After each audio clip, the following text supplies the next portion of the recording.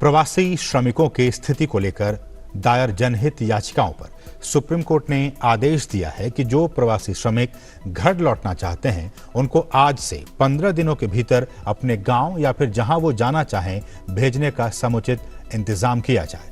अदालत ने कहा कि राज्य श्रमिकों को स्थानीय स्तर पर रोजगार देने की स्कीम भी तैयार करे।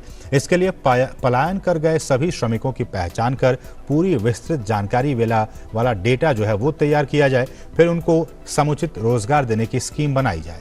कोर्ट ने कहा कि डिजास्टर मैनेजमेंट एक्ट के मुताबिक सभी श्रमिकों के स्किल मैपिंग का इंतजाम हो।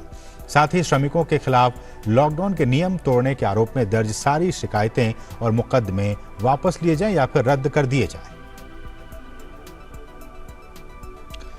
और प्रवासी श्रमिकों के मामले में सुप्रीम कोर्ट का आदेश राज्य श्रमिकों को 15 दिनों के भीतर घर भेजने का इंतजाम करे, साथ ही साथ उन्हें स्थानीय स्तर पर रोजगार देने की भी व्यवस्था की जाए। अगर दिल्ली सरकार की माने तो आने वाले दिनों में कोरोना संक्रमण के मामलों में देश की राजधानी दिल्ली की हालत बद से बदतर हो सकती है। उपराज्यपाल अनिल बैजल के साथ मीटिंग में दिल्ली के उप मुख्यमंत्री मनीष सिसोदिया ने कहा कि 30 जून तक दिल्ली में 1 लाख, 15 जुलाई तक 2 लाख और 31 जुलाई तक 5.5 लाख कोरोना संक्रमण के मामले होंगे और यही हालात रहे तो 31 जुलाई तक हमें दिल्ली के अस्पतालों में 80,000 बेडों की आवश्यकता पड़ेगी। दिल्ली के स्वास्थ्य मंत्री सत्येंद्र जैन ने मीडिया से बात करते हुए कहा कि एम्स के डायरेक्टर ने कहा है कि राजधानी दिल्ली में कम्युनिटी स्प्रेड होना शुरू हो गया है, लेकिन ये तकनीकी फैसला है और इसे घोषित करने के अधिकार केंद्र सरकार के पास हैं। मनीष सिसोदिया ने कहा कि एलजी के साथ मीटिंग में मौजूद रहे केंद्र सरकार के अधिकारियों ने ये मानने से इनकार कर दिया कि दिल्ली में कम्युनिटी स्प्रेड शुरू हुआ है। दिल्ली में अभी तक कुल 29,943 लोग कोरोना से संक्रमित हैं, जिनमें से 11,357 लोग ठीक हो चुके हैं और 17,712 लोग अभी एक्टिव हैं। वहीं 874 लोगों की मौत हो चुकी है। 30 जून तक 1 लाख केसेस पहुंच जाएंगे और 15,000 बेड्स की आवश्यकता होगी। 15 जुलाई तक करीब 2.25 लाख केसेस हो जाएंगे और 33,000 बेड्स की आवश्यकता होगी और 31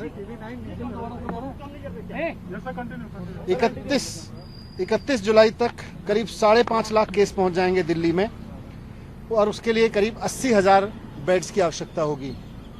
ये तब है जबकि अब तक थोड़े दिन पहले तक लॉकडाउन चल रहा था और अभी तक दिल्ली के हॉस्पिटल्स में दिल्ली के ही जो निवासी हैं, वो चाहे कहीं से भी, जो आदमी आज दिल्ली में रह रहा है वही दिल्ली के हॉस्पिटल तक आ पा रहा था, जो दिल्ली सरकार के प्राइवेट हॉस्पिटल्स हैं। इसीलिए दिल्ली की कैबिनेट ने निर्णय लिया था कि अभी कुछ समय तक, जब तक कोविड की परेशानी है, आगे आने वाले समय में जब 15,000 बेड्स की आवश्यकता होगी, 33,000 बेड्स की आवश्यकता होगी, 80,000 बेड्स की आवश्यकता होगी जुलाई के एंड तक, तो इनको दिल्ली के जो आज लोग दिल्ली में रह रहे हैं उनके लिए ही मैनेज करके रिजर्व रखा जाए, उनके लिए ही सीमित रखा जाए। लेकिन कल एलजी साहब ने उस फैसले को पलट दिया। और भाजपा की राष्ट्रव्यापी वर्चुअल रैलियों का आज तीसरा दिन है। केंद्रीय गृह मंत्री अमित शाह ने आज वर्चुअल रैली के जरिए पश्चिम बंगाल की जनता को संबोधित किया।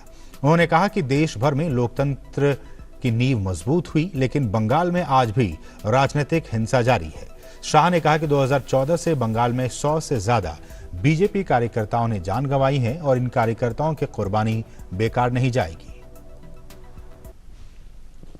2014 से बंगाल के अंदर परिवर्तन के लिए राजनीतिक संघर्ष करते करते 100 से ज्यादा भारतीय जनता पार्टी के कार्यकर्ताओं ने अपनी जान गंवाई है। मैं बहुत संवेदना के साथ आज 100 कार्यकर्ताओं के परिवारों को सलाम करना चाहता हूं कि आपके परिवार का त्याग, आपके परिवार का बलिदान सोनार बांग्ला के निर्माण में एक महत्वपूर्ण पड़ाव है, इसका बहुत योगदान है। और जब भी बंगाल के अंदर परिवर्तन का इतिहास लिखा जाएगा, आपके परिजनों ने जो बलिदान दिया है उसको स्वर्णिम अक्षर से लिखा जाएगा। और गृहमंत्री ने कहा कि भाजपा केवल राजनीतिक विस्तार के लिए ही नहीं बल्कि असल मायनों में राज्य को सोनार बांग्ला बनाना चाहती है। उन्होंने राज्य की ममता सरकार से कहा कि उन्हें अपनी सरकार के कामकाज का हिसाब देना चाहिए। हमारा आप हिसाब मांगती हो, मैं तो हिसाब लेकर आया हूं। आप कल जरा एक प्रेस कॉन्फ्रेंस कर आपके 10 साल का हिसाब दीजिएगा और ध्यान से दीजिएगा, कहीं बम धमाकों की संख्या मत बता दीजिएगा, बंद फैक्ट्रियों की संख्या मत बता दीजिएगा, भाजपा के मार दिए कार्यकर्ताओं की संख्या मत बता दीजिएगा। हिसाब लाना है तो विकास का लेकर आइए ममता दी, मैं आपको कहता हूं कल आप हिसाब लेकर आइए। पश्चिम बंगाल की जनता को संबोधित किया। पश्चिम बंगाल में कहा कि देश भर में लोकतंत्र को लागू करने की अनुमति नींव मजबूत हुई, लेकिन बंगाल में आज भी राजनीतिक हिंसा जारी। ममता बनर्जी शाह ने कहा कि 2014 से बंगाल में 100 से ज्यादा बीजेपी कार्यकर्ताओं ने जान गंवाई है और इन कार्यकर्ताओं की कुर्बानी बेकार नहीं जाएगी। मोदी जी लोकप्रिय न हो जाए इसके डर से ममता दीदी आयुष्मान भारत योजना को बंगाल की धरती पर उतारना नहीं चाहती। मैं पूछना चाहता हूं ममता दीदी से, क्या बंगाल के गरीब का अधिकार नहीं है? क्या बंगाल के गरीब को अपने बूढ़े बाप का छोटे बच्चे की इलाज कराने का अधिकार नहीं है? आयुष्मान भारत योजना से बंगाली क्यों विमुख है? आपकी राजनीति करने के लिए बहुत सारे मैदान है ममता जी, कोई मैदान आप तय कर दो, कर लेंगे दो हाथ। गरीबों के अधिकार को आप क्यों रोक कर बैठे? और मैं आज बंगाल की जनता को कहना चाहता हूं, ये सरकार बंगाल के गरीबों के अधिकार को रोक कर बैठी। हम किसानों को पैसा भेजना चाहते हैं, किसानों की सूची नहीं मिलती। हम गरीबों को आयुष्मान भारत योजना के माध्यम से 5 लाख तक स्वास्थ्य का खर्चा देना चाहते हैं। आयुष्मान भारत योजना बंगाल के अंदर लागू नहीं होती। किस प्रकार की व्यवस्था आप कर? राजनीति की भी एक हद होती और आप हमें कह रही है हम राजनीति कर रहे हैं। देश भर ने आयुष्मान भारत योजना स्वीकार ली, अंत में अरविंद केजरीवाल जी ने भी स्वीकार ली, मगर ममता दीदी आप क्यों नहीं स्वीकार रही हो? बंगाल की जनता आपको पूछना चाहती है और मैं भी पूछना चाहता हूं। पश्चिम बंगाल की जनता को संबोधित गृहमंत्री ने कहा कि उन्होंने कहा कि देश भर में कामकाज का हिसाब जनता की नींव मजबूत हुई, लेकिन बंगाल में आज भी राजनीतिक हिंसा जारी। शाह ने कहा कि 2014 से बंगाल में 100 से ज्यादा बीजेपी कार्यकर्ताओं ने जान गंवाई है। जब विचारधारा का अपने स्वप्नों का विस्तार करना होता है तो जनसंपर्क और जनसंवाद बड़े महत्वपूर्ण होते हैं। भारतीय जनता पार्टी का ये कार्य संस्कृति रहा कि जहां जहां जनादेश मिला, हमने हमेशा के लिए अपने हिसाब देने के लिए जनता के सामने हम जाते रहे। 1 साल हो, 2 साल हो, 3 साल हो, 4 साल हो, 5 साल हो, हम जनता के सामने गए और हमारा हिसाब दिया। हम वो दलों में से नहीं है जो 10-10 साल तक बैठते हैं फिर भी शिकायतें ही करते रहते हैं। भाई सत्ता आपको दे दी, सरकार आपको दे दी और हालत नहीं संभल रहे हैं तो केंद्र पर हमले करना। हम वो दल नहीं है, हम सत्ता जब मिलती है तब परिवर्तन करने में विश्वास करते हैं। सुहाग नगरी यानी कि फिरोजाबाद में कोरोना लॉकडाउन के बीच 2.5 महीने तक बंद रहे धार्मिक स्थल सोमवार को श्रद्धालुओं के लिए खोल दिए गए। मंदिरों के पट खुलने पर भक्तों ने श्रद्धा भाव से अपने इष्ट देव के दर्शन किए। श्रद्धालुओं को सोशल डिस्टेंसिंग का पालन करते हुए मंदिरों में प्रवेश करने दिया गया। सिकोहाबाद शहर का प्रमुख बालाजी मंदिर मंगलवार को सुबह खोल दिया गया, जहां पर मंदिर का प्रवेश द्वार बंद रखा गया। श्रद्धालुओं को छोटे गेट से 5-5 की संख्या में सोशल डिस्टेंसिंग अपनाते हुए प्रवेश करने दिया। जब मंदिर में अंदर गए श्रद्धालु बालाजी महाराज के दर्शन करके वापस लौट आए, तब अगली कड़ी में 5-5 के क्रम में भक्तों को मंदिर में दर्शन के लिए प्रवेश करने दिया जाता रहा। मंदिर कमेटी द्वारा भक्तों को सिर्फ दूर से बालाजी के दर्शन करने की इजाज़त दी गई। इसी तरह वैष्णो देवी धाम उसाइनी पर सोशल डिस्टेंसिंग का पालन करते हुए श्रद्धालुओं को धाम परिसर में प्रवेश करने दिया गया। यहाँ पर मुख्य भवन में उन्हें मां दुर्गा के दर्शन करने की इजाज़त दी गई। एक और जिले भर में मंदिर, मस्जिद, गुरुद्वारे, जैन मंदिर, चर्च में पूजा अर्चना की अनुमति नियमों के तहत मिल गई, तो वहीं दूसरी ओर शहर के कंटेनमेंट जोन साथ तहसील सिरसागंज, टूंडला, सिकोहाबाद में जिन जगहों पर सील इलाके हैं वहां आराध्य के दर्शन नहीं हो सके, उनके लिए संक्रमण खत्म होने के बाद सामान्य स्थिति में आने पर पूजा अर्चना के लिए अनुमति दी जाएगी। आज लॉकडाउन के बाद मंदिर को सुव्यवस्थित रूप से सब व्यवस्था करके भक्तों के दर्शन के लिए खोला गया है। सिर्फ बालाजी महाराज के दर्शन और श्री राम दरबार के दर्शन सिर्फ आने वाले भक्तों को प्राप्त होंगे। कल सीओ मैडम और एडीएम साहब ने व्यवस्थाओं का जायजा लिया। आज सुबह माननीय एसएसपी महोदय ने भी आकर दर्शन कर सभी व्यवस्थाओं का जायजा लिया। सभी भक्तों को प्रेम पूर्वक सोशल डिस्टेंसिंग का ध्यान रखते हुए दर्शन कराने की व्यवस्था जो सरकार द्वारा निर्देश दिए गए थे उन्हीं पर अमल करते हुए व्यवस्था की जा रही है। सभी भक्तों से भी प्रार्थना है कि इस व्यवस्था को सुचारू रूप से संचालित रखें। ये सब कुछ आपके लिए ही किया जा रहा है और श्री बालाजी महाराज से प्रार्थना है कि सभी भक्तों के कष्टों को दूर करें और इस महामारी से समस्त विश्व में जो ये फैली हुई है सभी लोगों को बचाएं और सबकी रक्षा करें। जय भारत। रास्ते तो हर मोड़ पर बदल जाते हैं, पर दिशाएं कभी नहीं बदलती। जैसे कि हम और हमारा साथ, हर दिशा में आपके बच्चे के साथ, आज कल और हमेशा के लिए। Sheel Ganga Smarak inter college, Mainpuri road, Madai, Sikohabad, जनपद फिरोजाबाद। सब्सक्राइब कीजिए न्यूज इन इंडिया को और बेल आइकन को दबाइए न्यूज से जुड़े लेटेस्ट वीडियोज सबसे पहले देखने के लिए। राज्यसभा की कुल 24 सीटों पर होने वाले चुनाव के लिए नामांकन की आज आखिरी तारीख है। 19 जून को होने वाले इस चुनाव के लिए आंध्र प्रदेश से 4, गुजरात से 4, झारखंड से 2, मध्य प्रदेश से 3, मणिपुर से 1, मेघालय से 1 और राजस्थान से 3 सीटों के लिए चुनाव होने हैं।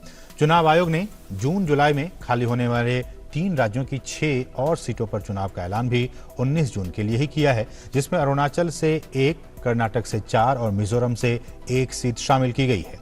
मतदान 19 जून सुबह 9 बजे से शाम 4 बजे तक होगा, जबकि नतीजे उसी दिन शाम 5 बजे तक आ जाएंगे। चुनाव आयोग ने राज्यसभा की 24 सीटों पर चुनाव की सभी प्रक्रियाओं को 22 जून तक पूरा करने के आदेश दिए हैं। तो मतदान 19 जून को सुबह 9 से शाम 4 बजे तक होगा और नतीजे 19 जून को शाम में ही आ जाएंगे। इस बीच 19 जून को होने वाले 24 सीटों के राज्यसभा चुनाव में अब तक कई ऐसे उम्मीदवार सामने आ चुके हैं जिनकी वजह से ये चुनाव बेहद दिलचस्प होता जा रहा है। इनमें मध्य प्रदेश की राज्यसभा सीटों पर बीजेपी की ओर से ज्योतिरादित्य सिंधिया और कांग्रेस की ओर से दिग्विजय सिंह, राजस्थान में कांग्रेस की ओर से केसी वेणुगोपाल, वहीं गुजरात में मुकाबला बीजेपी और कांग्रेस के बीच आमने सामने का है। यहां भी कड़ी टक्कर देखने को मिल सकती है।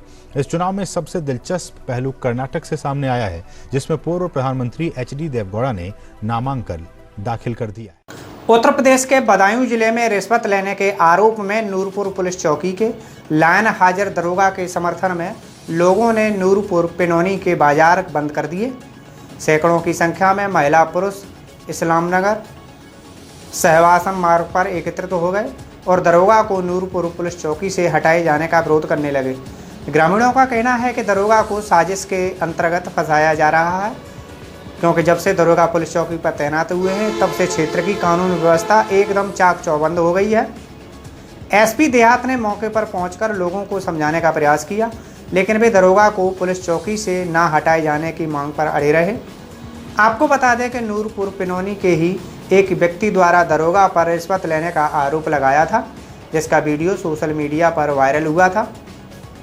एसएसपी ने मामला संज्ञान में आने पर दरोगा को लाइन हाजिर कर दिया था। नूरपुर पिनौनी के रहने वाले भूरेलाल दीक्षित ने खेत में नाली को लेकर 2 पक्षों में हुए फैसले की प्रतिलिपि देने की बजाय दरोगा लक्ष्मण प्रसाद की घूस लेने की शिकायत एसएसपी से की थी। दरोगा द्वारा रिश्वत लेते हुए वीडियो भी सोशल मीडिया में वायरल हुआ। एसएसपी द्वारा दरोगा को लाइन हाजिर किए जाने के बाद मंगलवार को दरोगा के समर्थन में सैकड़ों लोग सड़कों पर उतर आए, लेकिन ऐसा बहुत कम ही होता है जब आम जनता किसी पुलिसकर्मी के सहयोग में सड़कों पर उतरे। चालू वित्तीय वर्ष यानी 2020-21 के दौरान महात्मा गांधी राष्ट्रीय ग्रामीण रोजगार गारंटी योजना यानी मनरेगा के तहत 1,01,500 करोड़ रुपए का आवंटन किया गया है। ये इस कार्यक्रम के तहत अब तक का निधियों का सर्वाधिक आवंटन है। वित्तीय वर्ष 2020-21 के दौरान 31,493 करोड़ रुपए की राशि पहले ही जारी की जा चुकी है, जो कि चालू वित्तीय वर्ष के बजट अनुमान के 50% से ज्यादा है। अब तक 60 करोड़ 80 लाख श्रम दिवसों का सृजन किया गया है और 6 करोड़ 69 लाख व्यक्तियों को कार्य प्रदान किया गया है। मई 2020 में औसतन 2.5 करोड़ व्यक्तियों को प्रतिदिन कार्य दिया गया, जो कि पिछले साल मई में प्रदान किए गए कार्य से 73% अधिक है, जो कि 1.45 करोड़ व्यक्ति प्रतिदिन था। वित्तीय वर्ष 2020-21 के दौरान अब तक कुल 10 लाख कार्य संपन्न किए जा चुके हैं।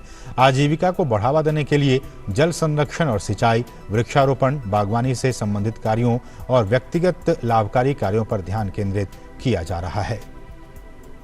और कृषि मंत्री ने कहा कि मनरेगा के तहत काम मांगने पर सरकार काम देने के लिए प्रतिबद्ध है। हालांकि उन्होंने प्रतिबद्धता जताई कि जैसे जैसे लॉकडाउन खुलेगा वैसे वैसे शहरी और ग्रामीण क्षेत्रों में रोजगार के नए मौके मिलेंगे। केंद्र और राज्यों को प्रवासी श्रमिकों को 15 दिनों के भीतर उनके घर भेजने का करें इंतजाम, कहा। मजदूरों के स्किल मैपिंग कर उनके रोजगार की विस्तृत जानकारी वाला डेटा तैयार करने को कहा। श्रमिकों के खिलाफ कथित तौर पर लॉकडाउन के नियम तोड़ने के आरोप में दर्ज सारी शिकायतें और मुकदमे रद्द करने का भी सुप्रीम कोर्ट ने दिया आदेश। केंद्रीय गृह मंत्री अमित शाह ने वीडियो कॉन्फ्रेंसिंग के जरिए पश्चिम बंगाल के लोगों से जनसंवाद रैली के जरिए किया संवाद। राज्य में लगातार बढ़ रहे राजनीतिक हत्याओं के मामलों को लेकर ममता सरकार को घेरा। आयुष्मान भारत योजना को पश्चिम बंगाल में लागू नहीं करने देने के लिए ममता बनर्जी सरकार की कड़ी आलोचना की। राज्यसभा चुनावों के लिए नामांकन दाखिल करने का आज आखिरी दिन। राज्यसभा की 24 सीटों के लिए 19 जून को होना है चुनाव। चालू वित्तीय वर्ष 2020-21 में मनरेगा के तहत अब तक का सबसे ज्यादा 1,15,00,000 करोड़ रुपए का किया गया आवंटन। इस वित्तीय वर्ष में अब तक 6.69 करोड़ लोगों को मिला काम। आजीविका के लिए जल संरक्षण और सिंचाई, वर्ष 2020-21 में मनरेगा के तहत अब तक का सबसे ज्यादा। भारत में कोविड-19 के 1,29,214 मरीज हुए स्वस्थ। 7,466 लोगों की कोरोना से हुई मौत। 1,29,917 सक्रिय मामले। WHO ने कहा, दुनिया भर में कोरोना संक्रमण की स्थिति बेहद भयावह। देशों से की संक्रमण को काबू में करने के लिए प्रयास जारी रखने की अपील। दुनिया भर में 71 लाख से ज्यादा लोग कोरोना से संक्रमित। मरने वालों की संख्या 4 लाख के पार।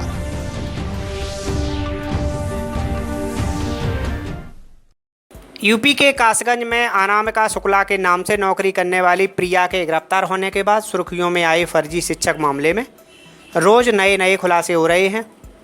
प्रदेश के बेसिक शिक्षा मंत्री सतीश द्विवेदी ने मंगलवार को लखनऊ में प्रेस वार्ता करके बताया कि असली अनामिका शुक्ला अभी भी गिरफ्तार नहीं हुई है, पुलिस को उसकी तलाश है।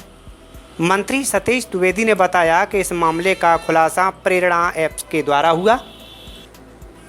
उन्होंने बताया कि सभी शिक्षकों का डेटाबेस तैयार किया जा रहा था, तब पकड़ में आया कि एक ही नाम और पते की शिक्षिका कई जिलों में पढ़ा रही है। जांच की गई तो पता चला कि अनामिका कहीं खुद जाती थी तो कहीं ज्वाइनिंग के बाद से अनुपस्थित चल रही थी। कुछ जगह अनामिका के नाम से दूसरी ही शिक्षिका पढ़ाती मिली। उन्होंने बताया कि सबसे पहले बागपत जिले के बड़ौद से ये मामला खुला। वाराणसी, अलीगढ़, कासगंज, अमेठी, प्रयागराज, रायबरेली, सहारनपुर और अंबेडकर नगर में भी ये मामला पकड़ में आया। प्रदेश के बेसिक शिक्षा मंत्री सतीश द्विवेदी ने बताया कि प्रदेश के 6 विद्यालयों से अनामिका शुक्ला के नाम पर 12,24,700 रुपये का भुगतान किया गया है। अनामिका शुक्ला अभी तक पकड़ी नहीं गई है।